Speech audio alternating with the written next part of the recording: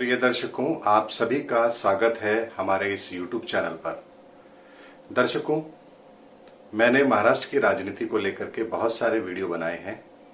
उसमें अभी भी एक ऐसी शख्सियत रह गई है जिन पर भी वीडियो बनाना बहुत जरूरी है, और मैं बात कर रहा हूं महाराष्ट्र की राजनीति के अंदर ही वर्तमान में जो मुख्यमंत्री हैं उद्धव ठाकरे जी की। उद्धव ठाकरे जी की कुंडली क्या कहती है? क्या वो अपनी राजनीतिक विरासत को आगे ले जा पाएंगे? क्या वो ये कार्यकाल पूरा कर पाएंगे, या उनकी सरकार को कोई खतरा है? इन सब प्रश्नों का उत्तर आज आपको इस वीडियो में मैं जरूर दूंगा। दर्शकों, उद्धव ठाकरे जी की कुंडली कन्या लगन की बनती है, और कन्या लगन की कुंडली के स्वामी बुध देव खुद दशम भाव में बैठे हैं।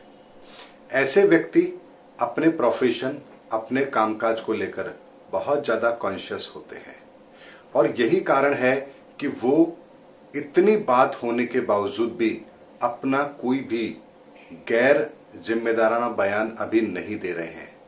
यानी वो ये जानते हैं अच्छी तरह से कि उनको यदि लंबे समय तक टिके रहना है तो कब बोलना है, कितना बोलना है और क्या बोलना है। ये परिपक्वता उनको मिलती है बुध के कारण से, जो कि लग्नेश भी हैं और खुद दशम भाव में भी बैठे हैं। यही कारण है कि वो बहुत एग्रेसिव होकर के कोई भी बात नहीं करते हैं। दर्शकों, बात आती है कि क्या उनकी कुंडली आने वाले समय में उन्हें कोई अच्छा रिजल्ट दे रही है, या कोई ऐसी घटना घटित होने वाली है जो उनकी पद प्रतिष्ठा को नुकसान पहुंचाए या उनके मुख्यमंत्री पद को कोई नुकसान पहुंचे। तो दर्शकों, एक बात को समझना जरूरी है कि दिसंबर 2012 तक उनके जीवन के अंदर मारक ग्रहों की दशाएं ही चल रही थी। यही कारण है कि दिसंबर 2012 तक उद्धव ठाकरे जी को व्यक्तिगत तौर पर कोई बड़ी ना तो जिम्मेदारी मिली और ना ही वो उसे पूरा करने में कामयाबी रहे। यानी दिसंबर 2012 से पहले उद्धव ठाकरे जी को अपने जिंदगी के अंदर अपने बलबूते पर कोई बड़ी कामयाबी मिले, ये संकेत पूरी उनकी कुंडली दे रही है। क्योंकि राहु की दशा थी, उससे पहले मंगल, उससे पहले चंद्रमा, फिर सूर्य। एक बहुत लंबा समय था दिसंबर 2012 तक का, जो उनको किसी भी मायने में अपने आप को साबित करने के लिए पर्याप्त नहीं था। लेकिन दिसंबर 2012 के बाद से जैसे ही उन्हें बृहस्पति की दशा आरंभ हुई है, बृहस्पति उनकी कुंडली के अंदर चौथे भाव में बैठे हैं, जो कि माता, वाहन, भूमि, गाड़ी, जमीन जायदाद, पैतृक संपत्ति का होता है। और यही कारण है कि दिसंबर 2012 के बाद से उन्हें ये सारे सुख भी मिले हैं। बाला साहब ठाकरे ने, जिन्होंने की पूरी मेहनत के साथ इस पार्टी को खड़ा किया, उसका पूरा उत्तरदायित्व भी उन्हें मिला। और राज ठाकरे जी, जो प्रबल दावेदार थे इस चीज के, उनको भी किनारे कर उनको ये पद मिला, ये जिम्मेदारी मिली। ये बहुत बड़ी बात है, और ये सब इसी वजह से हुआ है क्योंकि बृहस्पति की महादशा दिसंबर 2012 के बाद से उन्हें आरंभ हुई है, जो निस्संदेह उनकी सुख सुविधाओं में बढ़ोतरी करने वाली है, उनके पराक्रम में बढ़ोतरी करने वाली है। जो वो जीवन में अपने लिए चाहते थे वो सब मिलने का समय दिसंबर 2012 के बाद से आरंभ हुआ है। और उसके बाद लगातार उनको जो दशाएं भी मिल रही हैं, यानी कि बृहस्पति की महादशा में जो अंतर दशाएं उन्हें मिल रही हैं, वो लगातार ऐसी हैं जो उनको सपोर्ट कर रही है। बृहस्पति में बृहस्पति का अंतर, वो उनके लिए शुभ है। बृहस्पति में शनि का अंतर, वो उनके लिए शुभ है। बृहस्पति में बुध का अंतर, वो उनके लिए शुभ है। बृहस्पति में केतु का अंतर, वो उनके लिए शुभ है। वर्तमान में उन्हें बृहस्पति में केतु का अंतर चल रहा है, वो भी उनके लिए शुभ है। और अब अक्टूबर 2020 के बाद से उन्हें बृहस्पति में शुक्र का अंतर आरंभ होगा, और शुक्र 11वें भाव में बैठे हैं, सूर्य के साथ बैठे हैं, अस्त अवस्था में बैठे हैं।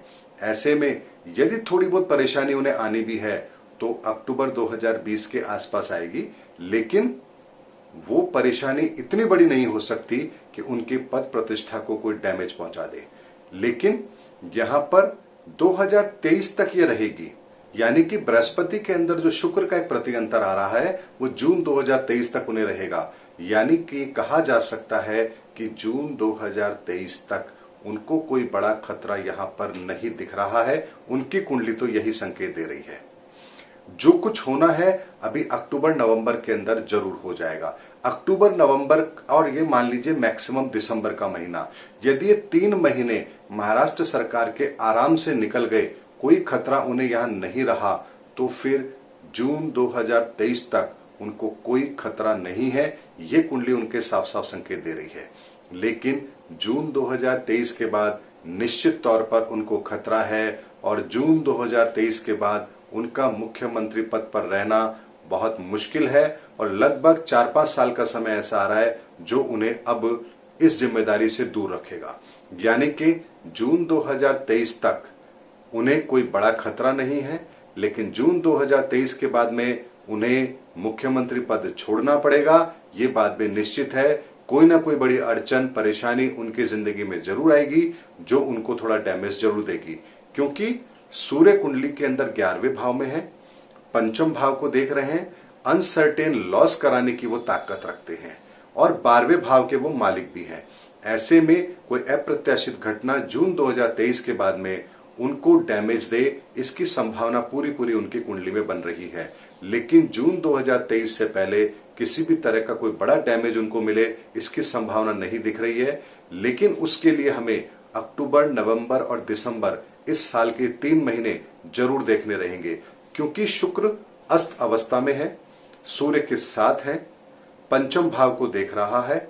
ऐसे में यहां पर संतान की तरफ से यदि कोई ऐसी परिस्थिति क्रिएट हो जाए जिसकी वजह से उन्हें थोड़ा सा डैमेज मिले, तो यहां पर ये जरूर संभव है। लेकिन ये डैमेज इतना बड़ा भी नहीं दिख रहा है कि उनको अपना मुख्यमंत्री पद छोड़ना पड़े, लेकिन कुछ परेशानियां उनकी बढ़ सकती है, ये कुंडली इस बात का संकेत दे रही है।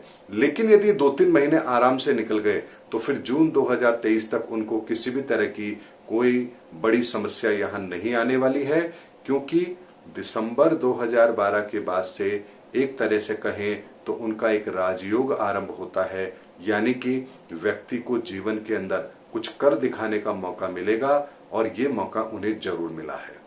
अगस्त 2017 में ही उन्हें बृहस्पति में बुध का एक अंतर आया था।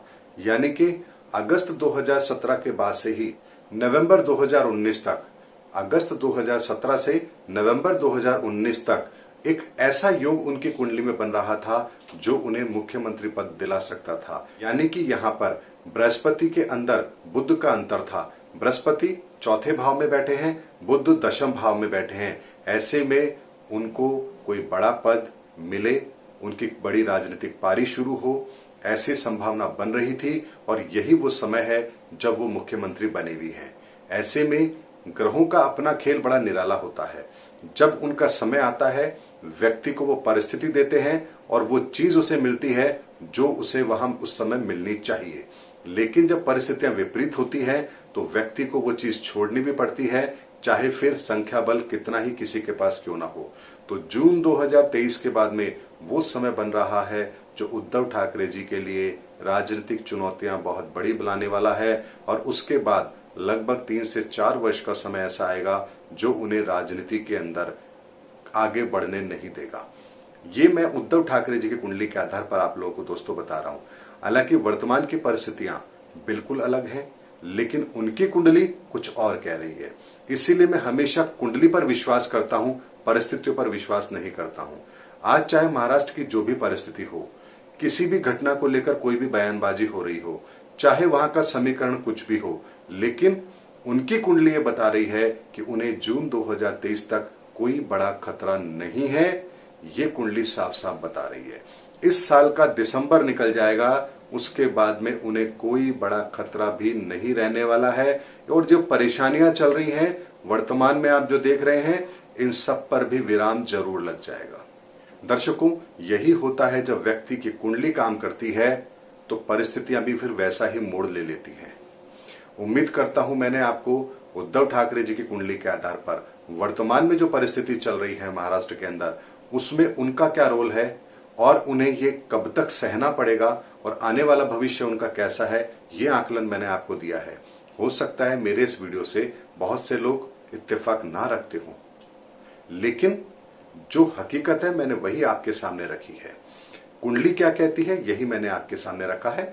भविष्य बताएगा कि ये सही है या नहीं है, लेकिन आप कमेंट्स बॉक्स में अपने मर्यादित शब्दों का प्रयोग करें, ऐसी मैं आप लोगों से जरूर उम्मीद रखता हूं। क्योंकि आपका कमेंट्स मेरे लिए होता है, लेकिन वो कमेंट्स हजारों लोग पढ़ते हैं, उससे आपका व्यक्तित्व भी प्रकट होता है। ऐसे में मुझे डैमेज मिले या ना मिले ये तो अलग बात है, लेकिन आपका व्यक्तित्व समाज के सामने एक अलग तरह का दिखता है, जो आपके लिए भी अच्छा नहीं है। इसीलिए हमेशा मर्यादित शब्दों का प्रयोग करें, क्योंकि मैं भी हमेशा अपने वीडियो में मर्यादित शब्दों का प्रयोग करता हूं, ताकि किसी की भावना को ठेस ना पहुंचे।